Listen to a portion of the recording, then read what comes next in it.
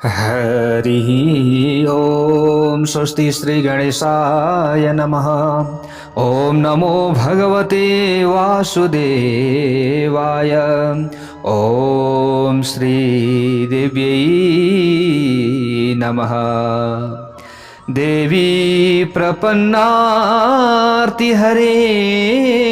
प्रसीद प्रसीद मातर जगतोऽखिलस्य।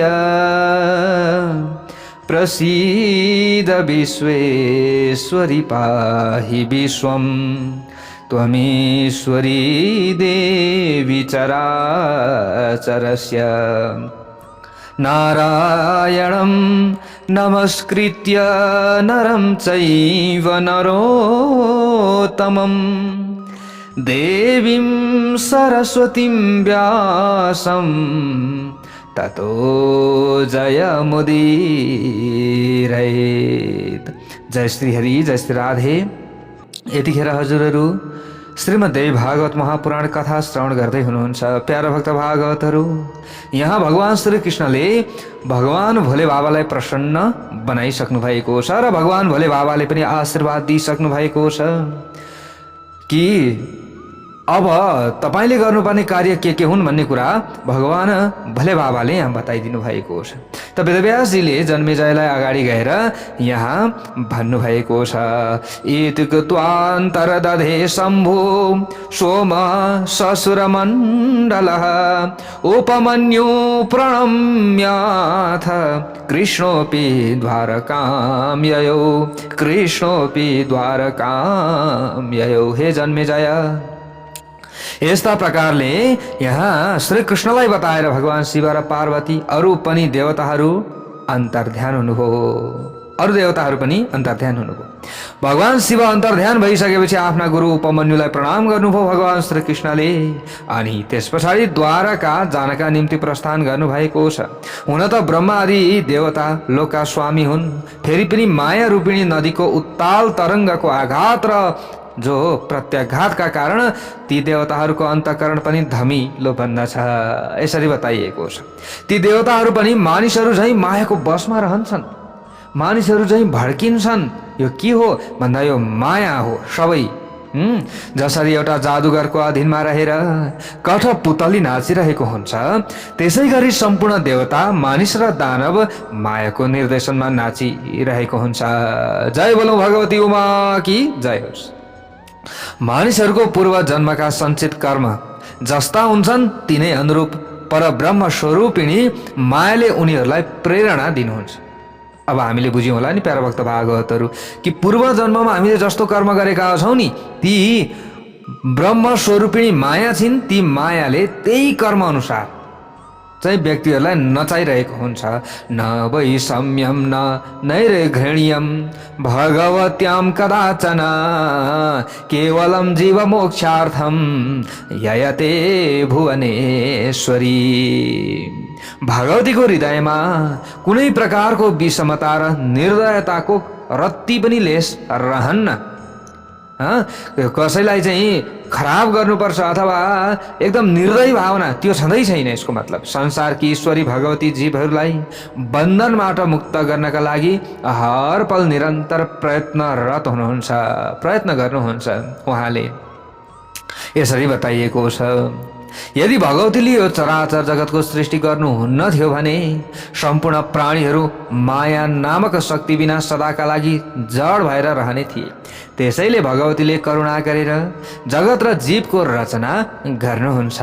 ती सबैलाई कर्मशील तुल्याउन प्रेरणा पनि प्रदान गर्नुहुन्छ। यसरी बताइएको छ, ब्रह्मादि देवताहरू पनि मायाबाट मोहित हुन्छन् भन्ने कुरामा हे राजा जन्मेजय तपाईले कति पनि सन्देह नगर्नुहोला, किनकि सम्पूर्ण देवता र दानव निरन्तर मायाले ढाकिएका हुन्छन् र भगवती योग मायाको अधीनमा रहन्छन्। आफ्नो इच्छाले विचरण गर्ने र विहार गर्ने देवताहरूकी पनि ईश्वरी भगवती स्वतन्त्र हुनुहुन्छ। त्यसैले हे राजा जन्मेजय सबैले आफ्नो कल्याणका लागि महेश्वरी भगवतीको राम्ररी पूजा गर्नुपर्दछ। तीन लोकमा उहाँभन्दा श्रेष्ठ कुनै पनि तत्त्व छैन भनेर यसरी बताइएको छ। नातः परतरम किञ्ची दधिकम भुवनत्रये। पराशक्ति भगवती योगमायाका पवित्र पाउहरूको सदा सम्झना रहोस्, यो काम गर्नुपर्दछ, यही कामना गर्नुपर्दछ र यही नै सफलता पनि हो। यस्ता प्रकारले प्यारा भक्त भागवतहरू यहाँ बताइएको छ। मेरो जन्म त्यो कुलमा नहोस् जहाँ देवीको आराधना र उपासना हुँदैन, यो कुरा हामीले विचार गर्नुपर्दछ। महाभूत तत्र कुले जन्म यत्र देवी न दैवतम।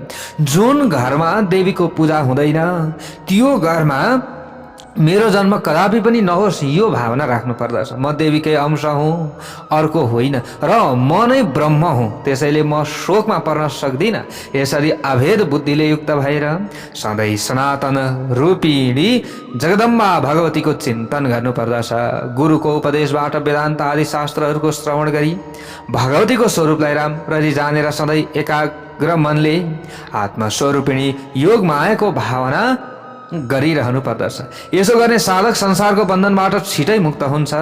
यसरी जसले गर्दैन त्यो मानिस कोटी कोटी कर्म गरेर पनि संसारको बन्धनबाट मुक्त हुन सक्दैन। मुक्तो भवति नेतेनाशु नान्यथा कर्मको टिभी। यसरी यी कुराहरू बताइएको छ। प्यारा भक्त भागवतहरू, अब अगाडि बताइन्छ, निर्मल अन्तकरण भएका सबै श्वेता स्वतर आदि ऋषिगणहरू उनै आत्मरूपिणी भगवतीलाई आफ्नो हृदयमा साक्षात्कार गरेर संसारको बन्धनबाट मुक्त भएका हुन्। तिनै ऋषिगण सरह ब्रह्मा विष्णु आदि देवता, गौरी लक्ष्मी आदि देवताहरूले पनि उनै सच्चिदानन्द स्वरूपिणी भगवती भुवनेश्वरीको उपासना गर्नुहुन्छ। हे जन्मेजय, हे निष्पाप मन भएका राजा, अनादिकालदेखि चलिरहेको प्रपञ्चको तापले त्रस्त भएर तपाईँले मसँग जे सोध्नु भएको थियो त्यसको उत्तर मैले दिएँ। अब तपाईँ के सुन्न चाहनुहुन्छ? हे महाराज, मैले तपाईँलाई उत्तम आख्यान सुनाएँ। यो आख्यानले सबै पापहरू नाश गर्छ र पुण्य प्रदान गर्दछ। यो आख्यान अत्यन्त प्राचीन आख्यान हो र यो अद्भुत कथानक हो। जसले वेद तुल्य देवी भागवत पुराणको नित्य श्रवण गर्दछ भने यहिदम शृणुया नित्यम पुराणम वेद संहितम सर्व पाप विनिर्मुक्तो देवलोके महीयते। यदि नित्य श्रीमद्देवी भागवत महापुराण श्रवण गरिरहन्छ, दिनमा एक पटक, दुई पटक, तीन पटक, चार पटक, जति पटक भ्याउँछ त्यति पटक श्रवण गरिरहन्छ भने त्यसले सबै पापबाट मुक्त भएर देवी लोकमा प्राप्त भइकन महान आनन्द उसले प्राप्त गर्न सक्दछ। सुतजीले यो कथा नैमिषारण्यमा शौनकादि 88,000 ऋषिहरूलाई भन्नुहुन्छ। एतन्मया श्रुतं व्यासात् कथ्यमानं सविस्तरं पुराणं पञ्चमं नूनं श्रीमद्भागवताभिधम्।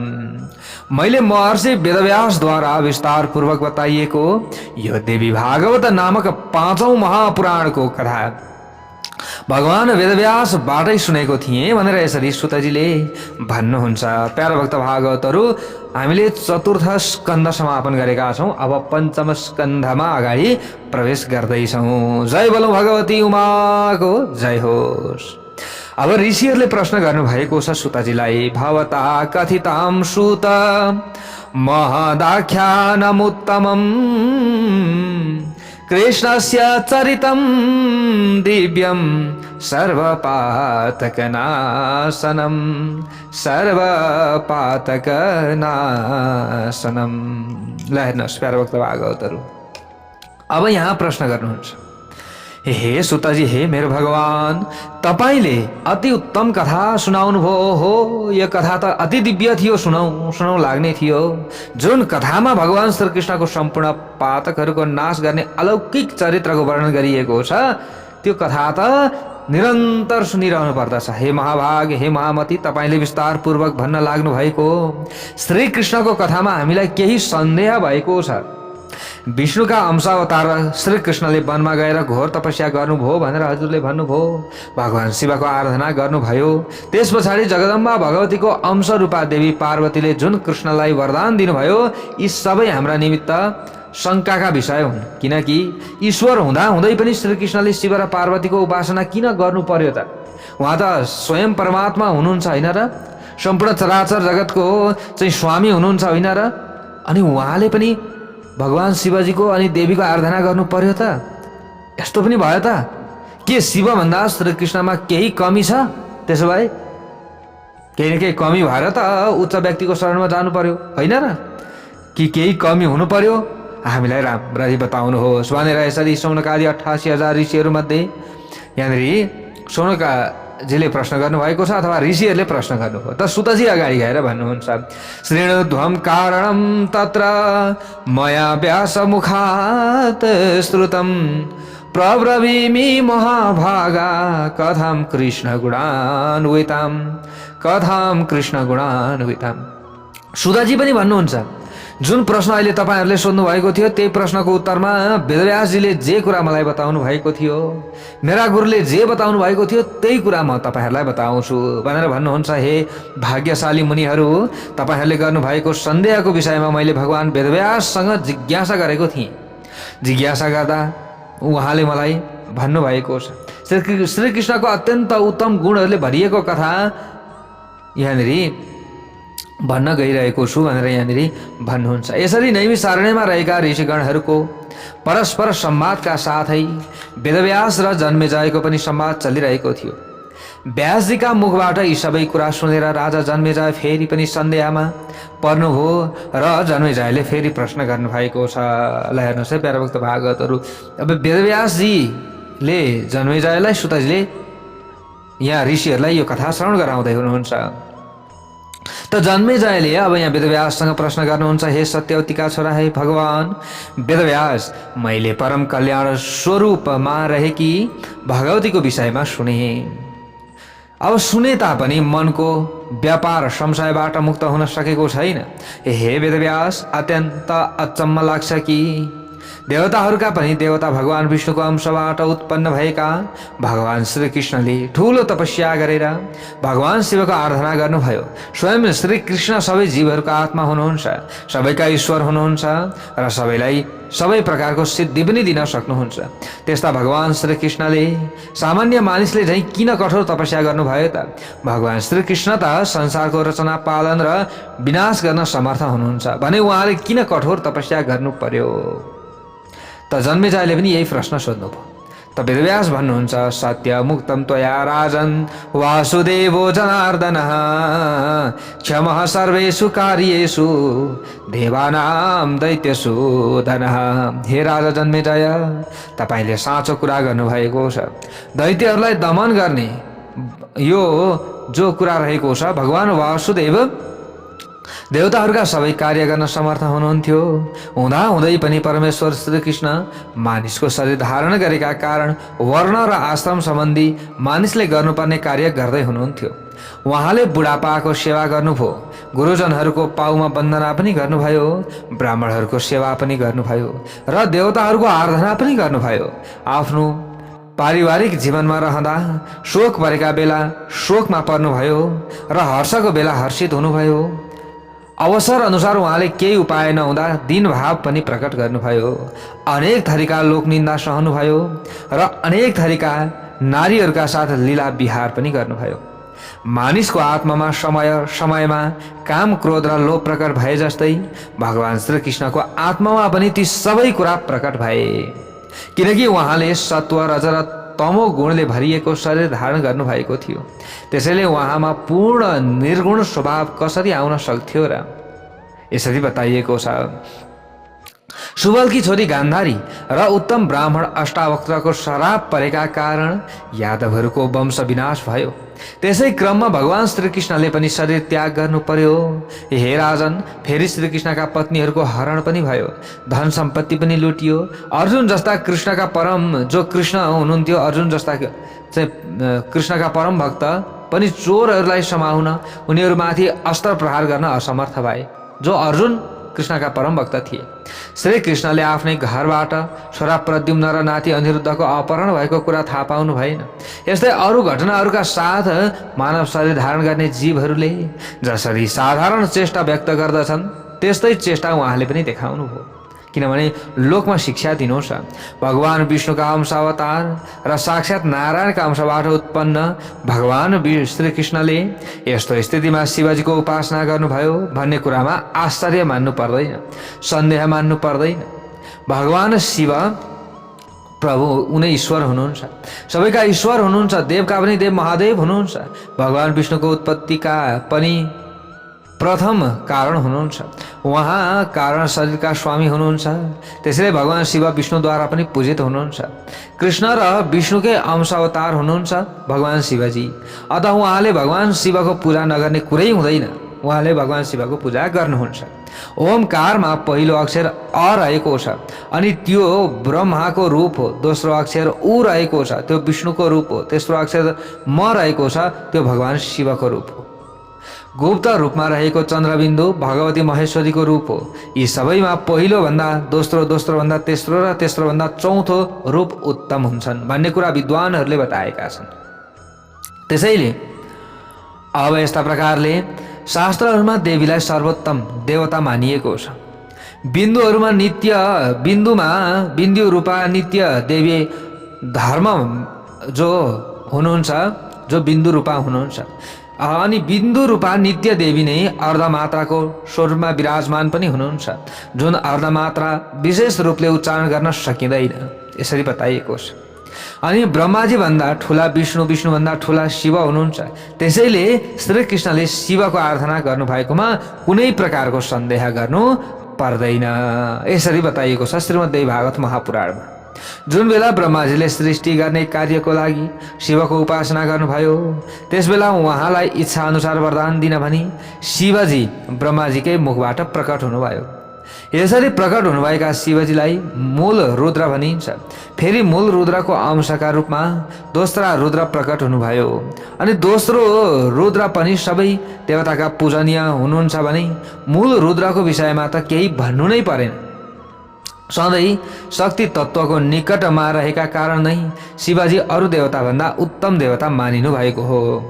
भगवती योग मायाको प्रभावबाट सबै युगमा भगवान विष्णुका अनेक थरीका अवतार हुँदै रहन्छन्, यसमा सन्देह गर्नु पर्दैन। जति पनि अवतार हुन्छन् भगवान श्रीहरि विष्णुका हुन्छन्।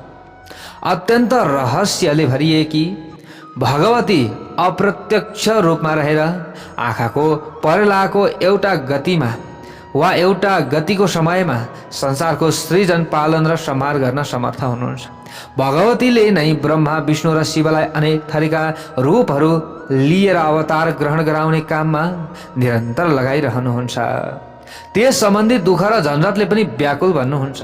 भगवती योग मायाद्वारा श्रीकृष्णलाई कारागारमा रहेको प्रसूति गृहबाट निकालेर नन्द बाबाको भवनमा पुर्याएर रक्षा गर्ने काम पनि उहाँले नै गर्नुभयो। उहाँले नै कंसको विनाश गर्न कृष्णलाई मथुरा पुर्याउनु भयो। यस्तै प्रकारले जरासन्धबाट अत्यन्त आत्तिनु भएका श्रीकृष्णलाई द्वारका जाने प्रेरणा पनि भगवती योग मायाले दिनुभएको हो भनेर यसरी बताइएको छ। भगवान श्रीकृष्णका 16,050 रानी र 8 पटरानीहरूको रचना गरेर योग मायाले नै श्रीकृष्णलाई विलासको वशमा पुर्याउनु भयो। अनन्त शक्तिले सम्पन्न भएका श्रीकृष्ण पनि योग मायाका कारण आफ्नी महारानीहरूका र रानीहरूका वशमा पर्नुभयो। एउटी पत्नीले फलाम जस्तो बलियो मायाको बन्धनले पुरुषलाई बाँध्न सक्छिन् भने जसका 16,050 सुन्दर युवतीहरू भार्याका रूपमा रहेका छन्, उहाँ स्त्रीको वशमा नपर्ने कुरै भएन। ती सबैले भगवान श्रीकृष्णलाई आफूले पालेको सुगाको बच्चालाई झैँ आफ्नै नियन्त्रणमा राखिरहेका थिए। सत्राजितकी छोरी सत्यभामाको वशमा पर्नुभएका श्रीकृष्ण उनैको आज्ञा पाएर खुसी हुँदै इन्द्रको दरबारमा पुग्नु भएको थियो र त्यहाँ इन्द्रका साथमा युद्ध गरेर उहाँले वृक्षको राजा कल्प वृक्ष लिएर आउनुभयो र आफ्नै प्रियतमा सत्यभामाको महललाई सुशोभित बनाउनुभयो। सत्यभामाको महलको अगाडि त्यो बिरुवा रोपिदिनुभयो। जय बोलो भगवती उमा की जय होस्। सम्पूर्ण धार्मिक अनुष्ठानलाई विधिपूर्वक सम्पन्न गर्ने मनसाय लिनुभएका भगवान श्रीकृष्णले शिशुपाल आदि वीरहरूलाई जितेर रुक्मिणीको हरण गर्नुभयो र बलपूर्वक गरेर उहाँले आफ्नै धर्मपत्नीका रूपमा स्वीकार गर्नुभयो। कृष्ण जस्तो पुरुषले शिशुपाललाई वाग्दान गरेकी कन्या रुक्मिणीको अपहरण गर्ने कुन विधि हो? अत्यन्त कठोर आफ्नो पतन गराउने मोहजालबाट मोहित भएर अहङ्कारको वशमा परेर मानिसले धेरै थरीका राम्रा नराम्रा काम गर्दछ। मूल प्रकृतिबाट पैदा हुने डरलाग्दो अहङ्कारबाट नै यो चराचर जगतको सृष्टि भएको हो। यसै अहङ्कारबाट विष्णु शिव आदि देवताको पनि प्रादुर्भाव भएको हो। जुन बेला ब्रह्माजी पूर्ण रूपमा अहङ्कारबाट मुक्त हुनुहुन्छ त्यस बेला उहाँ सृष्टिको निर्माण कार्यबाट पनि मुक्त भएर अलग बन्नुहुन्छ भनेर यसरी बताइएको छ। जब अहङ्कार आइलाग्छ त्यहाँ अब उहाँ त्यसको वशमा परेर सृष्टि गर्ने कार्यमा लाग्नुहुन्छ। अहङ्कारबाट मुक्त भएको मानिस संसारमा बन्धनबाट पनि मुक्त हुन्छ। अहङ्कारको वशमा परेको मानिस संसारको बन्धनमा पर्दछ। हे राजा जन्मेजय, पत्नी, पुत्र, धन सम्पत्ति, धन, आफ्नो सहोदर दाजुभाइ र दिदीबहिनी सबै बन्धनका मूल कारण होइन। मूल कारण त अहङ्कार नै हो। त्यसै कारणले प्राणीहरूलाई बाँधिरहेको छ। म कर्ता हुँ, यो काम मैले आफ्नो शक्तिबाट पुरा गरेको हुँ, यो काम मैले छिटै पुरा गर्नेछु, यो काम अहिले गरिरहेको छु इत्यादि अहन्तापूर्ण भावनाहरूका कारण प्राणी आफै बाँधिएर जान्छ। कुनै पनि कार्य बिना कारण हुँदैन र संसार पनि अहङ्कार बिना चल्दैन। काँचो माटो नभएर काग्रो बन्दैन र बनेको पनि कतै देखिँदैन। जब भगवान विष्णु अहङ्कारको वशमा पर्नुहुन्छ त्यसबेला संसारको पालन गर्न समर्थ बन्नुहुन्छ। यसरी बताइएको छ। जब उहाँमा अहङ्कार हुँदैन त्यसबेला मुक्त आत्मा परमात्माका रूपमा रहनुहुन्छ। अहङ्कारको वशमा परेका कारण नै अनेक थरी चिन्ता आइलागेर भगवान शेषशाही बन्नुहुन्छ। अन्यथा भगवान विष्णुलाई समुद्रमा शय्या रचाएर किन सुत्नु पर्थ्यो त? अहङ्कार मुक्त भएर मानिसको रूप ग्रहण गरेमा निर्मल चित्त भगवान अवतारको क्रममा हुन आउने दुःख सुख दुःख छ, जो सुख दुःखमा फस्नु हुने थिएन। यस्तो कुरा बताइएको छ। अहङ्कार नै मूल अज्ञानको कारण हो। अहङ्कारबाटै जगत पैदा भएको छ। कुनै प्राणी अहङ्कार नभएको छ भने त्यसमा अज्ञान पनि हुँदैन र त्यसलाई संसारको बन्धनले पनि केही गर्दैन। अहङ्कार जसमा छैन। हे जन्मेजय, यस जगतमा पुरुषहरू सत्वगुणी, रजोगुणी र तमोगुणी गरी 3 प्रकारका हुन्छन्। अनि सृष्टि गर्ने ब्रह्माजी, पालन गर्ने विष्णु, संहार गर्ने शङ्कर, यी 3 देवतामा पनि माथि बताएका गुण पनि सदा रहन्छन्। तत्त्वदर्शी मुनिहरूले पनि अहङ्कारलाई नै संसारको उत्पत्तिको कारण मानेका छन्। त्यसैले ब्रह्मा, विष्णु र महेश पनि अहङ्कारले जगडिएका छन् भन्ने कुरामा कुनै पनि सन्देह छैन भनेर यसरी बताइएको छ। माया विमोहिता मन्दः प्रवदन्ति मनीषिणः करोति स्वेच्छया विष्णुरवताराननेकशः। मायाले मोहित भएका र मन्दबुद्धि भएका केही विद्वानहरू भन्छन् कि भगवान विष्णु आफ्नो इच्छाले अनेक थरी अवतार लिनुहुन्छ। तर कुनै पनि ज्यादै कम बुद्धि भएको मानिसले पनि अत्यन्त दुःखदायक आमाको गर्भमा रहन चाहन्न भने सम्पूर्ण विद्याका सागर आत्मचक्र धारण गर्नुहुने भगवान विष्णुले किन अवतार ग्रहण गर्नुभयो त? केही भन्दछन् कि भगवान विष्णु आफ्नो इच्छाले नै कौशल्याका छोरा राम र देवकीका छोरा कृष्ण भएर उहाँहरूको मलमूत्रले भरिएको पाठेघरमा बस्न आउनुभएको थियो। तर वैकुण्ठ भवन छाडेर कोटी कोटी चिन्ताहरूको घर विष समान दुःखदायक गर्भमा आउनाले भगवानले कुन सुख प्राप्त गर्नुभयो त? उसो भए यहाँ केही सुख प्राप्त गरेको देखिन्छ? यहाँ पनि छैन। त्यसो हुँदा उहाँहरू कहिल्यै पनि आफ्नो इच्छाले अवतार लिनु हुँदैन। जब साधारण मानिस पनि तपस्या र अनेक थरीका यज्ञ सम्पन्न गरेर नाना प्रकारका दानहरू दिएर स्वर्ग अथवा मोक्ष चाहन्छन् तर दुःखदायक गर्भवास चाहँदैनन् भने भगवान विष्णु आफै फेरि सर्वशक्ति सम्पन्न र स्वतन्त्र हुनुहुन्थ्यो, जे पनि गर्न सक्नुहुन्थ्यो भने किन गर्भवासमा उहाँ आउनुभयो? किन गर्भमा बस्नु पर्यो? उहाँ आफ्नै बसमा हुनुहुन्थ्यो भने उहाँको गर्भवासका लागि किन रुचि हुन्थ्यो? हे महाराज, तपाईँले यो कुरा बुझ्नुहोस् कि ब्रह्माजीदेखि लिएर सासाना तृण पर्यन्त सम्पूर्ण संसार सबै देवता, मानव, दानव, पशुपक्षी आदि योग माया आदि शक्ति भगवतीको अधीनमा छन्। माकुराको जालमा फसेको किरा झैँ ब्रह्मा, विष्णु, शङ्कर आदि सबै देवता भगवतीको लीलाबाट मायारूपी बन्धनमा पर्नुहुन्छ र जन्म र मरणको चक्रमा घुमिरहनुहुन्छ। भ्रमन्ती बन्धमायाति लीलया चोर्णना भवत्। यसरी बताइएको छ। त राजाले अगाडि गएर भन्नुहुन्छ, प्यारा भक्त भागवतहरू योगेश्वर्या प्रभावोयम कथित साति विस्तरात, यसरी बताइएको छ। प्यारा भक्त भागवतहरू ब्रूहि तच्चरितम स्वामी श्रोतुम कौतूहलम मम। हे गुरुदेव, हजुरले भगवती योग मायाको प्रभाव विस्तार पूर्वक सुनाउनु भयो। अब तपाईँले मलाई महामाया भगवतीको चरित्र सुनाउनुहोस्। यसरी यहाँनिर बताइएको छ। त्यो सुन्न म अत्यन्त उत्सुक भएको छु। जुन मानिसले म चरमय संसारमा योग मायाबाट नै उत्पन्न भएको छु भन्ने कुरा प्रति जान्दछ, त्यसले महामायाको प्रभावको विषयमा किन सुन्न चाहँदैन? यसरी यहाँनिर राजाले प्रश्न गर्नुभयो। अगाडि गएर वेदव्यासजी भन्नुहुन्छ, श्रेणो राजन प्रवक्ष्यामि विस्तरेण महामते श्रद्धानाय शान्ताय न ब्रूयात् सतुमन्दधि न ब्रूयात् सतुमन्दधि। म विस्तार पूर्वक महामायाको वर्णन गर्छु, तपाईँ सुन्नुहोस् भनेर वेदव्यासजी भन्नुहुन्छ। हे राजन, जुन भक्तले श्रद्धालु र शान्त चित्त श्रोतालाई भगवतीको कथा सुनाउँदैन त्यो मन्दबुद्धि भएको नै हो। हे राजन, पुरानो समयको कुरा हो, जुन बेला पृथ्वी तलमा महिषासुर नामक राजाले राज्य गर्दथ्यो। त्यसको राज्य कालमा देवताहरू र दैत्यहरूको बीचमा डर लाग्दो युद्ध भएको थियो। हे राजेन्द्र, तिनै दिनहरूमा महिष नामक दानवले सुमेरु पर्वतमा गएर आफ्नो हृदयमा इष्ट देवताको ध्यान गर्दै 10,000 वर्षसम्म देवताहरूलाई अचम्ममा पार्ने अति उत्तम र कठोर तपस्या गर्यो। त्यसको तपस्याबाट संसारमा पितामह भगवान ब्रह्मा अत्यन्त प्रसन्न हुनुभयो अनि संसारका जो पितामह हुनुहुन्छ ब्रह्माजी, उहाँ प्रसन्न हुनुभयो। उहाँले हंसमा बसेर अथवा हंसमा सवार भएर 4 मुख 7 प्रकट भएर भन्नुभयो दैत्यको अगाडि, हे धर्मात्मा महिष, वर माग, मैले तिम्रो इच्छा पुरा गराउनेछु भनेर यसरी ब्रह्माजीले भनिदिनु भयो। त महिष के भन्छ अगाडि गएर, अमरत्वम देवदेव वाञ्छामि द्रोहिण प्रभो यथा मृत्यु भयम न स्यात् तथा कुरु पितामह। हे देवदेव, हे ब्रह्माजी, हे प्रभु, म कहिल्यै पनि मर्न चाहन्न भन्यो महिषले। म त अमर हुन चाहन्छु। हे पितामह, हजुरले त्यस्तो वर दिनुहोस् जसबाट मलाई कहिल्यै पनि मृत्युको भयले नसताओस्। यसरी महिषले भन्यो। त ब्रह्माजी अगाडि गएर भन्नुहुन्छ, उत्पन्नस्य ध्रुवम मृत्युर ध्रुवम जन्म मृतस्य च सर्वदा मरणोत्पत्ति सर्वेषां प्राणिनां किल। हे भक्त, जन्मेका मानिसको मृत्यु र मरेका मानिसको मृत्यु हुने कुरा निश्चित छ। समस्त प्राणीहरूको जन्म र मरण अनिवार्य रूपमा भइरहन्छ। हे उत्तम दैत्य, समय आएपछि सबै प्राणीहरूको नाश हुन्छ। प्राणीहरूको मात्र होइन, ठुला ठुला पर्वत र समुद्रहरूको पनि नाश हुन्छ।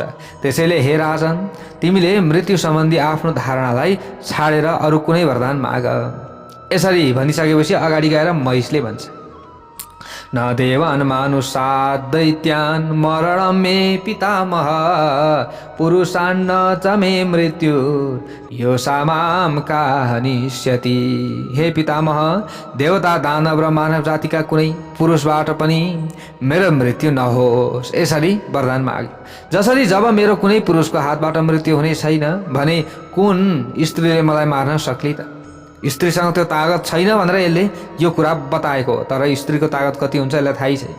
त्यसैले हे कमलयोनी, मेरो मृत्यु कुनै स्त्रीका हातबाट नहोस्, यो वरदान दिनुहोस् मलाई, किनकि कुनै पनि अबला नारीले मलाई मार्न सक्ने छैन भनेर यसले यो सोच्दैछ।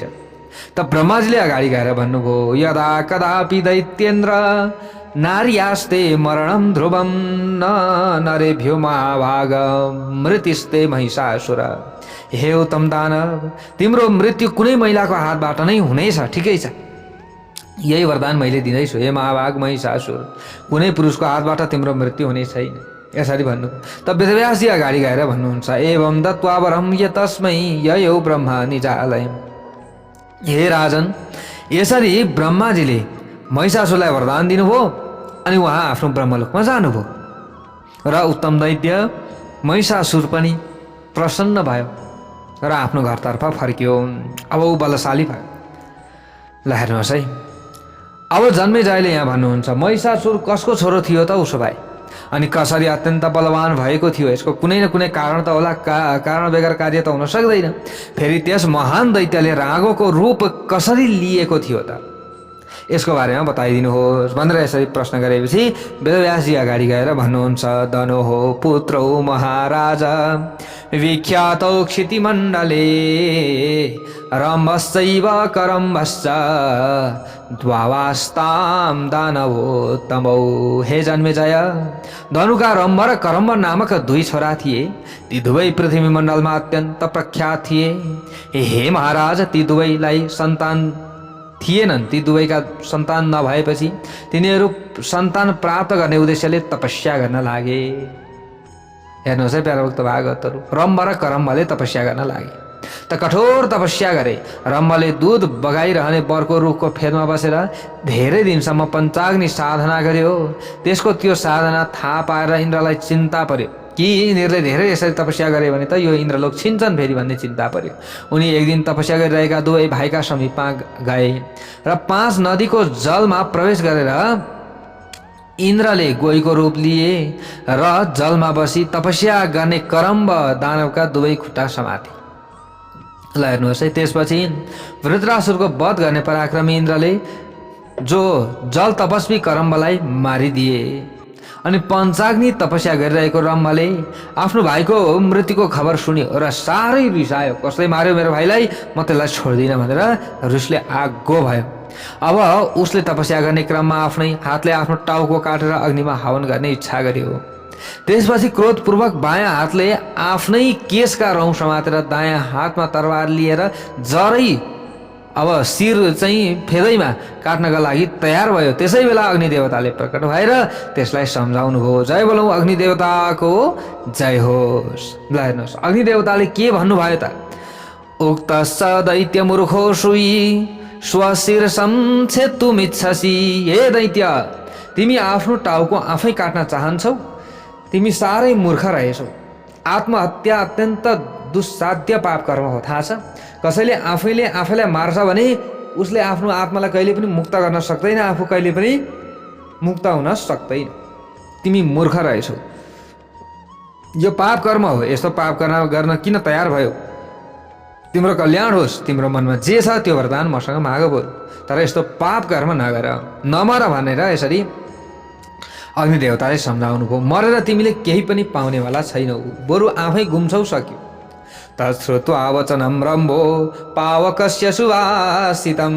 अग्निदेवताका मिठाई कुरा सुनेर रम्भले आफ्नो बायाँ हातले समाएको केश पास छुट्याएर भन्यो, हे अग्निदेव, यदि हजुर म माथि प्रसन्न हुनुहुन्छ भने मलाई यही वरदान दिनुहोस् कि 3 लोकमाथि विजय प्राप्त गर्ने र शत्रुका सेनालाई सखा पार्ने मेरो छोरो मलाई प्राप्त होस्। मलाई यो वरदान चाहियो, मलाई सन्तान चाहियो। त्यो छोरालाई देवता, दानव र मनुष्य कसैले पनि जित्न नसकुन्। त्यो महापराक्रमी छोरो आफ्नो इच्छा अनुसार आफूले चाहेको रूप धारण गर्न समर्थ होस् र सबैले त्यसको वरदान अथवा त्यसको चाहिँ वरदान प्राप्त गरून्, अथवा आफ्नो इच्छा अनुसार चाहिँ आफूले चाहेको सामर्थ्य प्राप्त गर्ने खालको होस् र त्यसको सबैले वन्दना गरून् र मेरो छोरोले अरूलाई वरदान दिने होस्। हेर्नुहोस् है, यसको मतलब सबै मेरा छोराको अगाडि आएर झुकुन् भन्ने कुरा हो। त अग्निदेवताले भन्नुहुन्छ, ल ठिकै छ, तिम्रो इच्छा अनुसार फल प्राप्त गर्नेछौ भनेर आशीर्वाद दिनुभयो। तिमीले भने जस्तै पुत्र पाउनेछौ, तर मर्ने विचार छाडिदेऊ। हे महाभाग, जुन नारीका प्रति तिम्रो मनमा अत्याधिक आसक्ति प्रकट हुनेछ, तिनै नारीबाट तिमीले अत्यन्त बलशाली छोरा पाउनेछौ, त्यसमा चिन्ता नगर्नु भनेर यसरी भन्दै। त अग्निदेवताका मिठा कुरा सुनेर दानव श्रेष्ठ रम्भ अग्निलाई प्रणाम गरी त्यहाँबाट गयो। त्यो जाँदा जाँदै अत्यन्त समृद्धिले सम्पन्न यक्षहरूले घेरिएको रमणीय स्थानमा त्यो दैत्य पुग्यो। ल हेर्नुहोस् है, अब यहाँ के हुन्छ, त्यहाँ एउटी अत्यन्त राम्री र मदले मातेकी भैँसीलाई देख्यो त्यसले। ल हेर्नुहोस् है, अरू सारा नारीहरूलाई छाडी भैँसीमाथि आसक्त भयो। त्यो भैँसी पनि खुसी भएर त्यसको कामना गर्दै त्यसैका साथ रमण गर्न तयार भयो। अब दैवको इच्छाले प्रेरित भएको रम्भले समागम गर्यो र रम्भको तेजबाट त्यो भैँसीले गर्भधारण गर्यो। ल हेर्नुहोस् है, भैँसीको स्वरूपलाई धारण गरे कि ती दानवीले गर्भधारण गरिन्। अब त्यस पछाडि ती अब भैँसीको स्वरूपलाई धारण गरे कि दानवीले अब हेर्नुहोस् है, गर्भधारण गरिसकेपछि त्यो भैँसीलाई साथ लिएर रम्भ अत्यन्त सुन्दर पाताल लोकमा गयो। ल हेर्नुहोस् है, त्यहाँ रागाहरूबाट भैँसीको रक्षा गर्दै सुखपूर्वक रहन थाल्यो। ल हेर्नुहोस्, अब कुनै एक दिनको कुरा हो, कुनै एक दिन एउटा रागाले त्यो भैँसीलाई दौडायो। त्यो देखेर रिसाएको रम्भ त्यहीँ पुगेर रागालाई मार्न तयार भयो। अब उसले पनि महिषासुरमाथि कठोर प्रहार गर्यो रागोले। कामातुर अर्को रागाले पनि आफ्ना सिङहरूबाट रम्भमाथि अब छिटो छिटो प्रहार गर्न थाल्यो। अर्को रागोद्वारा तीखा सिङले मुटुमा चोट लागेको कारण रम्भ छिटै मूर्छामा परिणत भयो, ऊ मूर्छित भयो। ल हेर्नुहोस् है, भुइँमा लड्यो र केही समय पछाडि, मूर्छा भएको केही समय पछाडि त्यो रम्भ मर्यो। जय बोलौँ भगवती उमा कि जय होस्। ल हेर्नुहोस् है, अब रम्भ मरेको छ, अगाडिको कथा प्रसङ्ग कस्तो आउँछ भोलि हामीले श्रवण गर्नेछौँ। प्यारा भक्त भागवतहरू